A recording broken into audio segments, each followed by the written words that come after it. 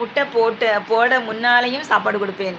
எப்படி கவனிப்பேன் தெரியுமா அவங்களுக்கு? நம்ம வந்து இப்போ வந்து நம்ம வீட்ல ஒரு குழந்தை இருந்துச்சுன்னா, நம்ம எப்படி கவனிப்போமோ, அதே மாரி அத விட டபுளா கவனிப்பேன் நான் வந்து.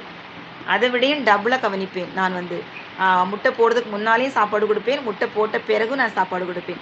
பூனைக்குட்டிய நான் அப்படிதான் கவனிப்பேன். பூனைக்குட்டிலாம் வந்து குட்டி போட்டுட்டாங்கன்னா, அது வந்து பச்சை உடம்பு.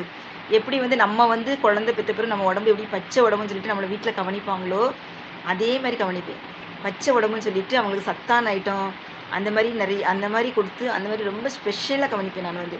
அதே மாரி தான் கோழி வந்து முட்டை போடுறதுனால, அவங்க வந்து ரொம்ப பாவம் முட்டை போடுறதுனால நம்மள மாரி தானே, ஒரு பெண் மாரி தானேன்னு சொல்லிட்டு, அவங்களுக்கு வந்து கோழி முட்டை போடுறதுக்கு முன்னாலயும் சாப்பாடு குடுப்பேன்.